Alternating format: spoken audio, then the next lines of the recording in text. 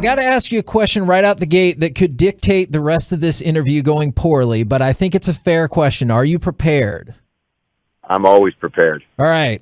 You're a huge Cleveland Browns fan. We are the home of the Dallas Cowboys. Which one of our franchises is it sadder to be a fan of right now?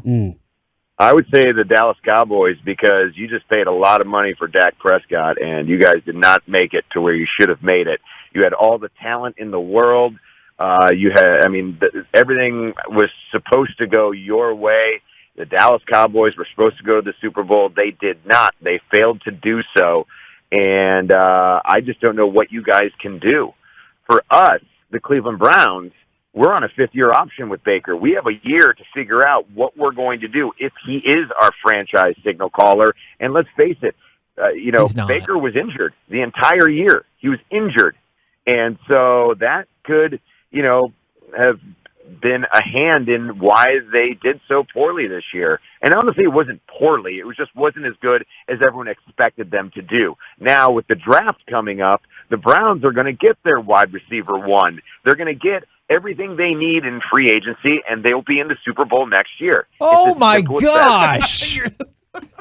You were making so many fair points, and then at the last part, you lost me just a little bit, because wasn't this the year that most power rankings spent like millions upon millions of dollars for Ezekiel Elliott, and he basically does 50% of not even 50% of your running back? Like, I love Zeke. I think Zeke is fantastic.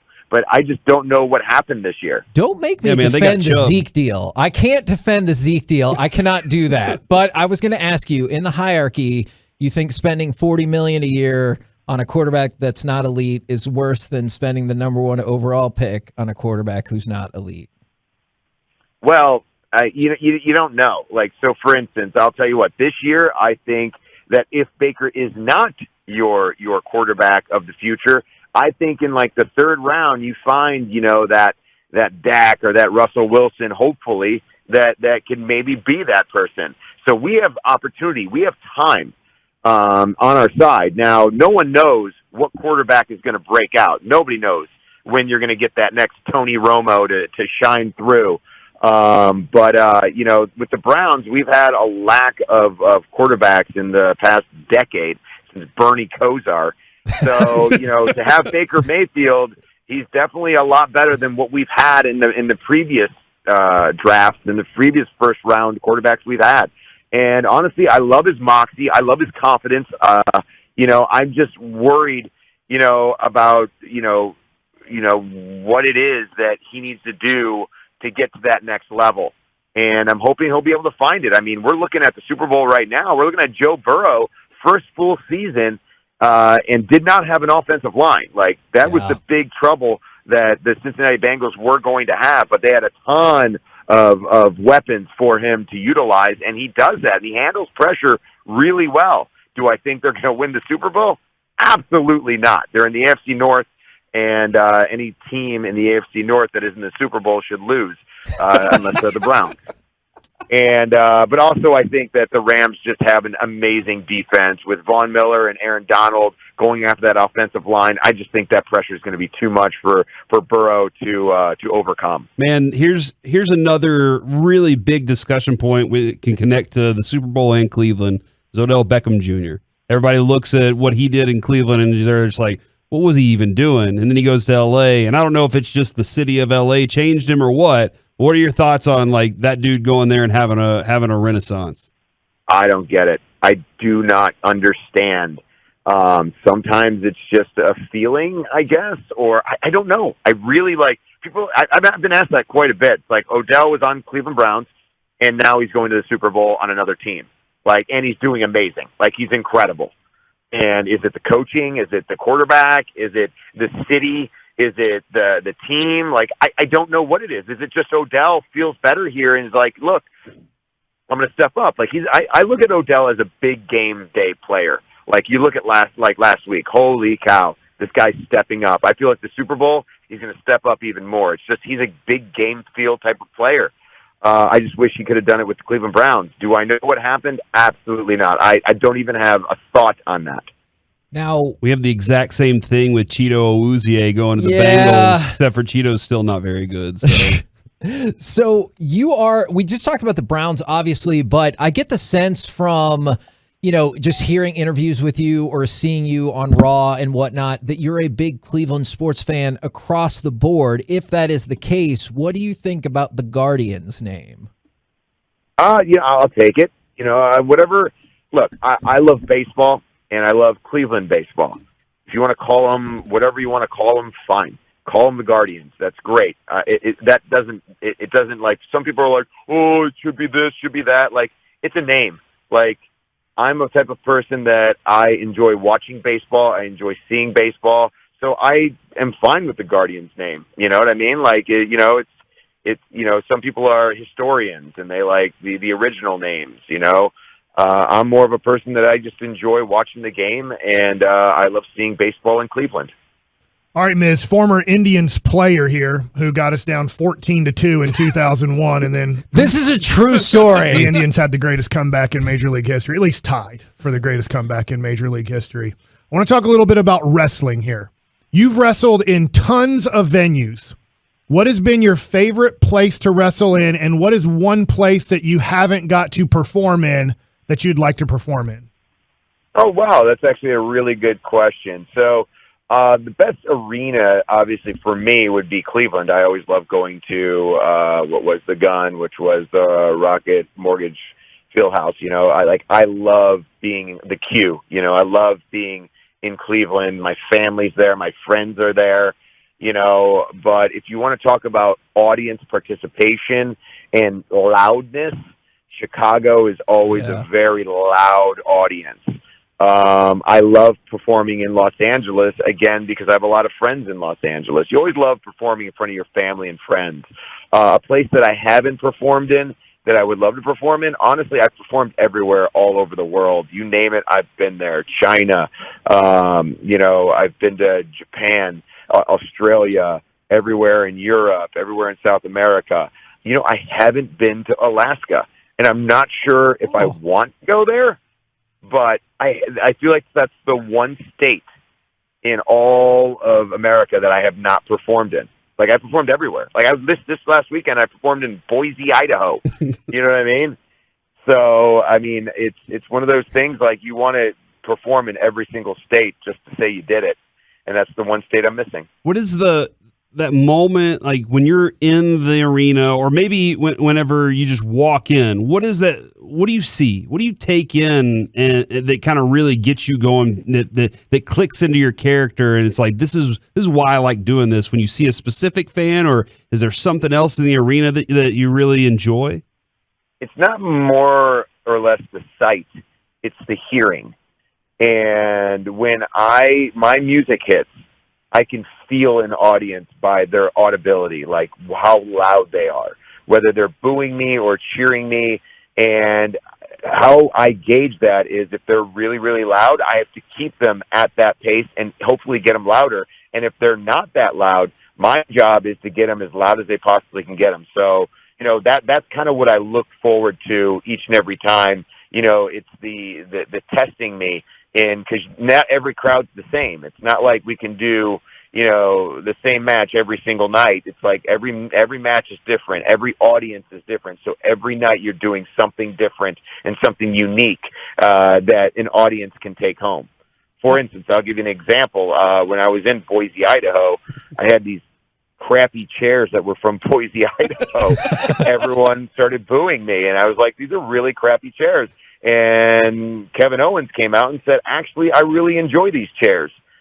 These are actually really sturdy, Boise-made, chairs. And everyone erupted. And so literally we had a match about these chairs. And it sounds like, to me, like talking about it right now, it sounds kind of stupid. But during that match and during that show and during that, like that 20 minutes that we were out there, that audience, there was nothing more cheered and booed than that chair. That's the art of what we do. That is so awesome. Now, when you were talking about specific venues and different crowds, I know it's not always Dallas, but I think that, I think most people think the most fun Raw of the year is the night after WrestleMania. And I know we want to talk about WrestleMania the 2nd and 3rd at AT&T Stadium, but what is that atmosphere like, the Raw after WrestleMania, which will be April 4th, also here at the American Airlines Center? Yeah, I mean, I think we're doing Friday at the American Airlines Center. Saturday and Sunday we're at Jerry World, at the stadium for WrestleMania, and then Monday again at the American Airlines Arena. And that Monday after WrestleMania is always pandemonium because you're in an arena. In the stadium there's 100,000 people, but when you're in an arena and it's sold out and you got, I don't know, say 10, 15, 20,000 people, it's just you're engulfed in this energy. And everybody feels it, and there's nothing quite like it. Like, if you've never experienced, whether it's WrestleMania or a Raw or a SmackDown, this is the time to go, because we're on the road to WrestleMania right now. This is like our Super Bowl, our NBA Finals. This is like the World Series for us, and we like to think it's bigger, and it's more interactive than anything you'll ever experience in your entire life. So if you haven't gotten tickets already, I definitely recommend it, because it's going to be a blast on, I think it's April 1st, 2nd, 3rd, and 4th. We're there. Yep. So you definitely want to get those tickets. And if you're not there, watch it live on Peacock. The Miz joining us here on the K&C Masterpiece on 105.3 The Fan. Cleveland has been, for the last couple of years, my home away from home, as my daughter has... we take her up there to the Cleveland Clinic a few times every single year for some stuff that we're working on there.